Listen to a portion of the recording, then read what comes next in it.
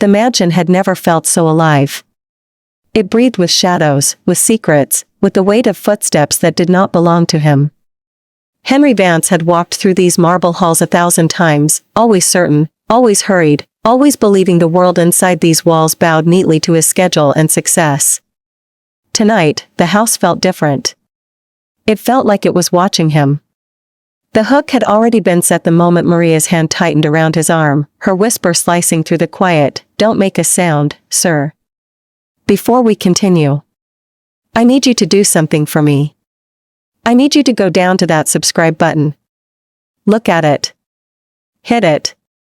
Do it right now. Because what Henry Vance is about to discover in that study, it will shatter his perfect world into a million pieces. The truth is more dangerous than any thief. And you cannot miss what happens next. The betrayal is deeper than he ever imagined. Turn on notifications. Do not look away. The story is waiting, but only for those who are ready to hear it. And now the world had shrunk down to the narrow pantry where dust motes floated like frozen snowflakes, suspended in the lemon-scented air. Henry was a millionaire, a man accustomed to solving crises with a phone call, a signature, a transfer. But here, in the dark with his maid of 20 years, he felt stripped of every dollar he had ever earned. As the murmur of voices drifted in from the study, something inside him cracked open. He wasn't listening to burglars. He was listening to truth. Not the kind spoken to him in boardrooms or charity luncheons, polished and polite. This was the truth that lived in quiet corners, in the spaces behind closed doors, in the eyes of the people who served him breakfast and ironed his shirts. David's voice, the man Henry paid to protect his home, carried low but steady through the thin wall. He gives millions to the hospital wing, but the staff here haven't seen a raise in years. The foundation's books are a mess. Henry felt the words strike like a whip. Cold. Precise. Undeniable. He used to know everything happening under his roof.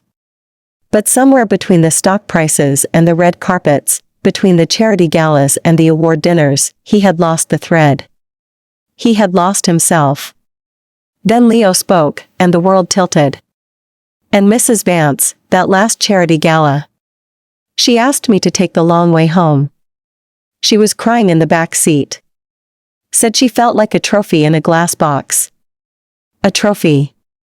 A glass box. Henry's jaw clenched so tight he thought his teeth might crack. His wife, his partner of 16 years, crying behind tinted windows while he shook hands with donors and posed for photos? He hadn't known. He hadn't looked. Maria's breath was soft beside him, her presence steady, as if she had been waiting years for this moment, for this collision between the man Henry thought he was and the man he had become. Behind the wall, David continued. He's not a cruel man, Leo.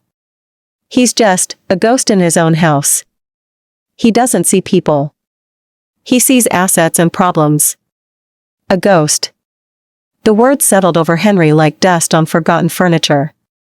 A ghost drifting through his own halls, leaving behind polished surfaces, expensive art, a safe filled with cash, yet somehow starving the very people whose lives intertwined with his every day. Maria had said nothing yet. But she didn't need to. Her silence held more truth than any speech. Leo exhaled, a sound of resignation more than judgment. So what do we do? David's reply was tired, almost defeated. We keep our jobs. We take care of his things, and we take care of her when he's not there. It's all we can do.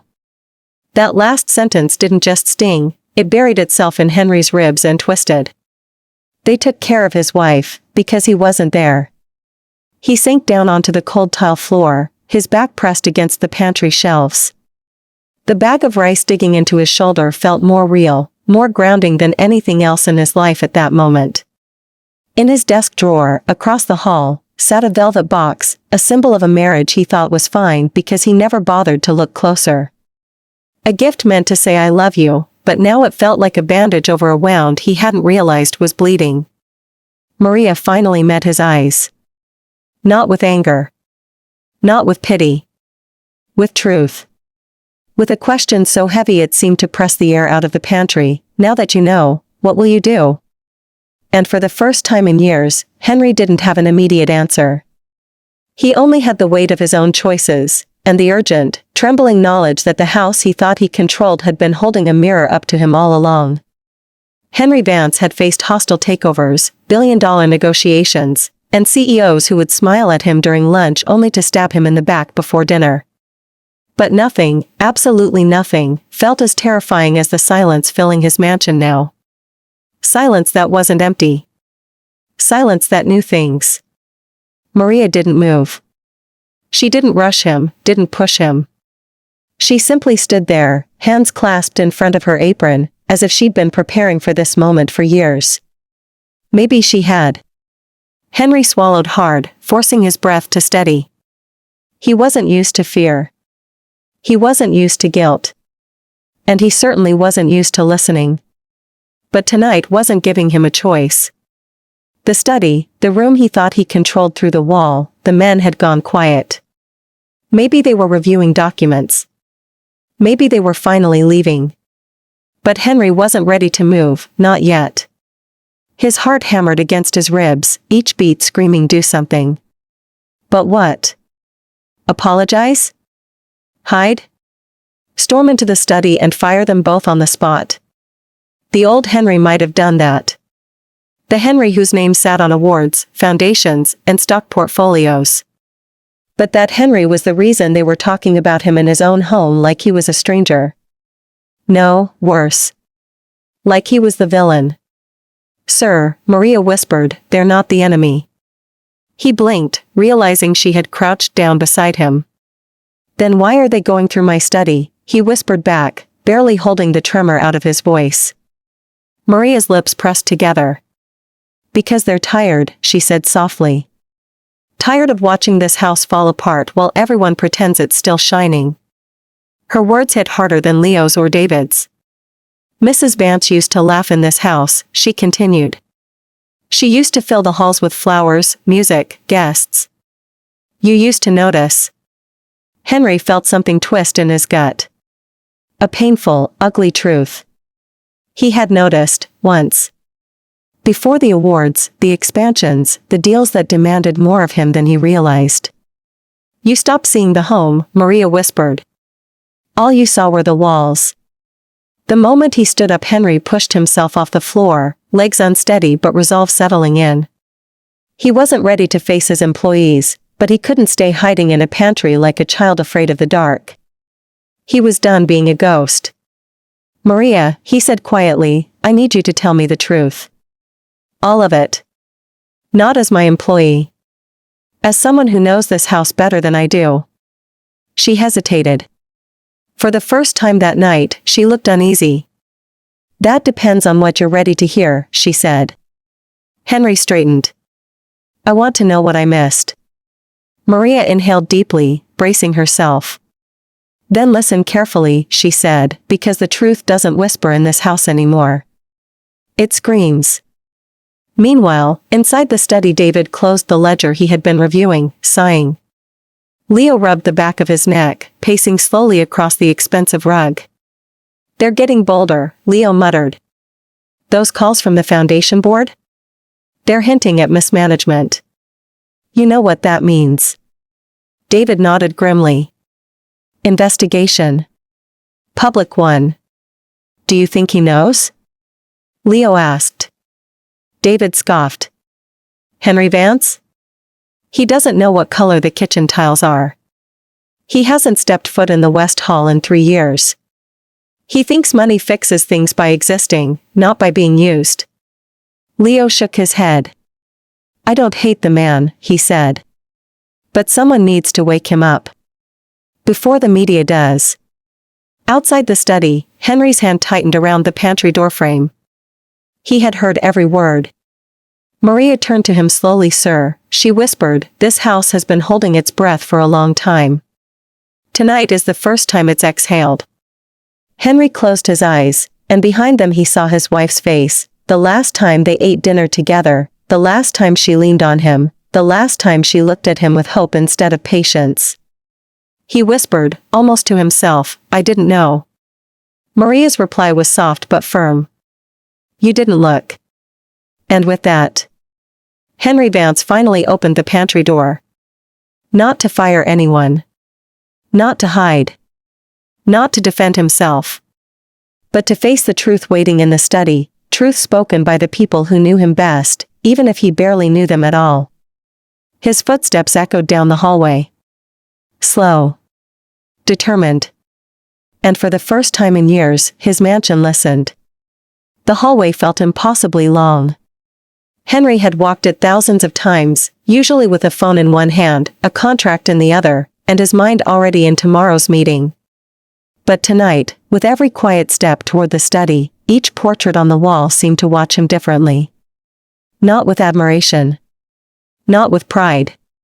With expectation. As if the generations before him were waiting to see what kind of man he would decide to be. Behind him, Maria followed silently, but not timidly. She wasn't trailing him like a servant, she was escorting him like a witness. Like someone who had seen enough.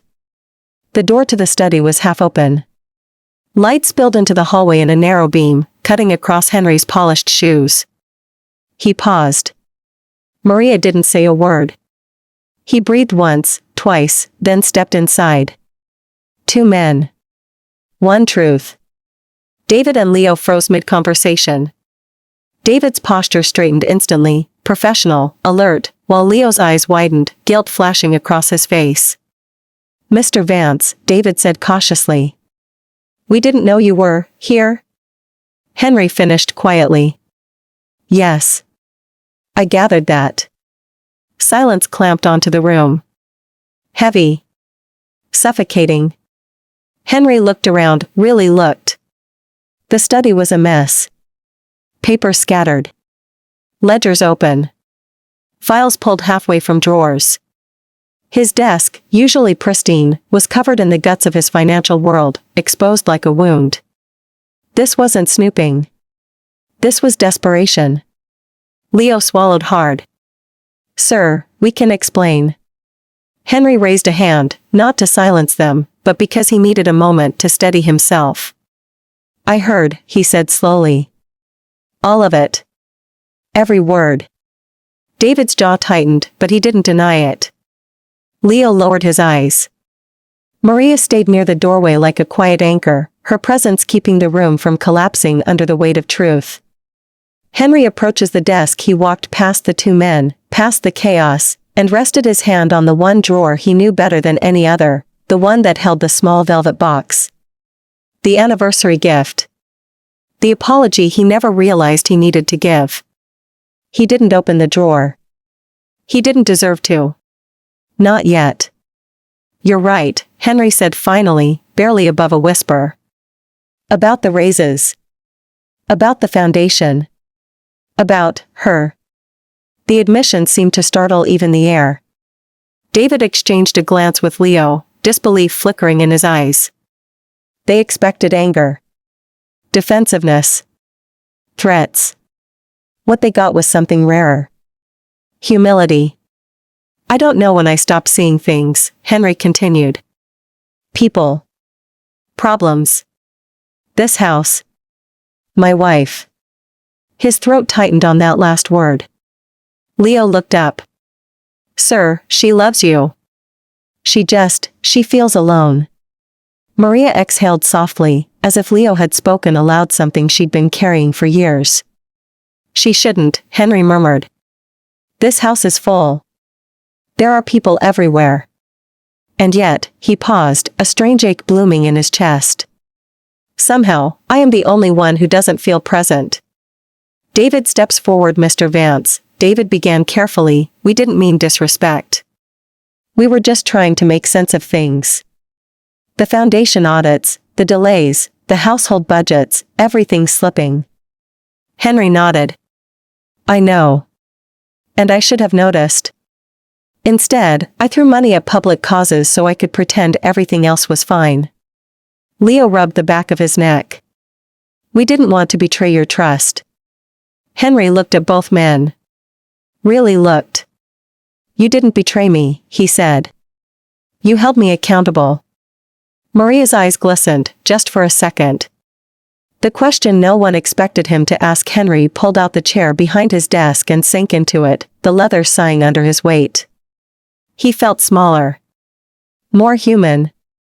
"What do I do now?" he asked quietly. The room stilled. David blinked. Leo stared. Even Maria's breath caught. A powerful man admitting he didn't know the answer, that was rarer than diamonds. But Henry wasn't done.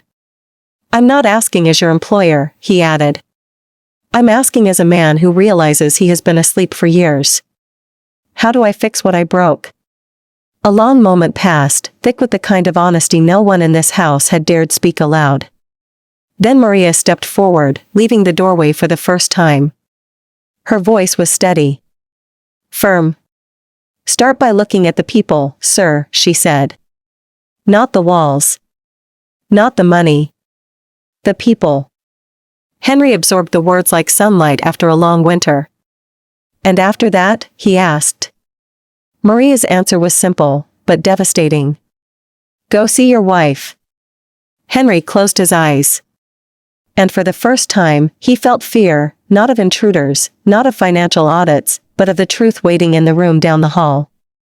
The woman he hadn't really seen in months. Maybe years. He opened his eyes again. And stood. "I'm going to her," he said. David stepped aside. Leo did too. No one stopped him. Because everyone in the room knew, this wasn't the moment Henry Vance fell apart. This was the moment he finally began. The hallway felt colder than before. Or maybe it was Henry's nerves, twisting into something sharp beneath his ribs as he walked toward the master bedroom, the room where his wife slept, cried, waited, and slowly stopped waiting. He passed the wedding portrait on the wall. He didn't linger. Seeing her younger smile was like looking at a ghost, his ghost, the man he used to be before the world demanded more and he foolishly gave everything except himself. Maria didn't follow him this time. The study door closed softly behind him. Henry walked alone. For the first time in a long time, he deserved to. The bedroom door. He paused before the white double doors, hand hovering inches from the brass handle. From the other side, faint light glowed through the gap at the bottom of the door, warm, soft, nothing like the cold white LEDs that filled his office spaces. Her light. A small detail he had forgotten. His hand trembled as he opened the door. She was awake. His wife sat on the edge of the bed, still in her gown from the charity gala earlier that evening. The elegant fabric pulled around her, wrinkled and untouched. Her makeup had been removed, leaving her face clean, bare, honest. Her eyes lifted when he stepped inside. Not angry. Not surprised. Not hopeful. Just tired. That hurt worst of all. "Henry," she said softly. It was the first time she'd spoken his name without distance in months. Without ice. Without emotion dressed up as politeness. Just the truth. He stood frozen near the door. "I didn't know you were still awake," he said. She gave a faint, humorless exhale. "Sleep doesn't come easily lately." Henry swallowed hard. "I heard some things tonight," he began. Her gaze shifted downward. "From who?" "Everyone," he whispered. "Maria. David. Leo. Myself." Her fingers twisted the edge of her gown. "And what did you hear?" "Enough," he said. "Enough to realize that I've been living beside you, not with you." Something tightened in her expression, something fragile and almost invisible, like glass straining under pressure. He crossed the room slowly. He didn't rush. He didn't fill the silence. He simply moved, each step heavy with the weight of truths he hadn't faced. When he reached her, he sat in the chair across from the bed, not beside her, not too close. Close enough to see her eyes clearly. Far enough not to pretend intimacy they'd lost. "I didn't know you cried on the way home from the gala," he said quietly. Her breath hitched, but she didn't look away. "I didn't want you to know," she answered. "Why?" he asked softly. "Because you would have apologized," she said.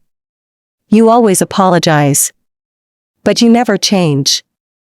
Her voice wasn't sharp, it was defeated. That hurt even more. I'm trying, Henry said. Tonight, humbled me. She nodded once, slow, as if she had been expecting this moment for years but doubted it would ever arrive. What made you listen? She asked. He closed his eyes. 2 men in my study, he said. Talking about me like I wasn't human. Talking about you like you were invisible. Her chin trembled. And were they wrong? She whispered. Henry met her gaze. No, he said.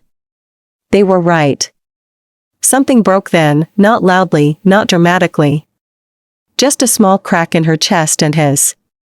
A beginning. The velvet box. Henry reached into his pocket, not for his phone, not for a business card, but for the small velvet box he had carried all day. I bought this for our anniversary, he said. I planned to give it to you tonight. But it feels wrong now. She stared at the box, not reaching for it. Not because I don't want you to have it, he said gently. But because I finally understand something. What's that? She whispered. That gifts don't fix distance, he said.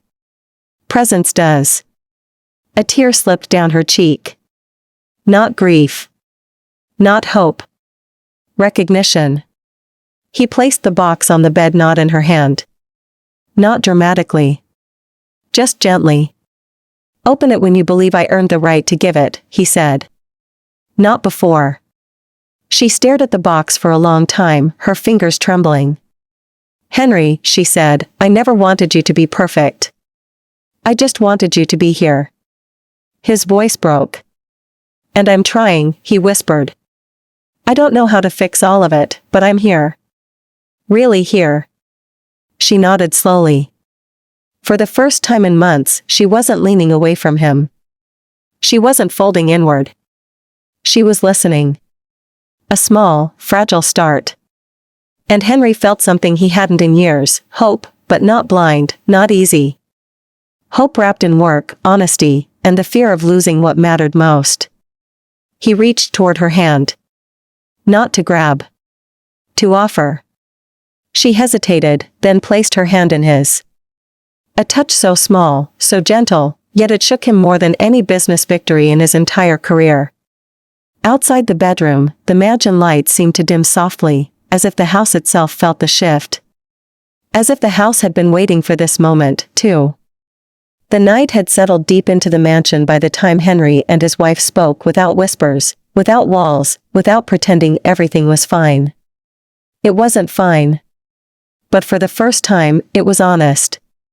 And honesty, Henry realized, was the strongest foundation he'd ever stood on. The morning after the night everything changed, the mansion woke before they did. For the first time in years, sunlight cut through the curtains of the master bedroom, touching both halves of the bed, his side and hers, as if blessing a truce neither of them had dared hope for. Henry woke to the feeling of presence. Not loneliness. Not emptiness.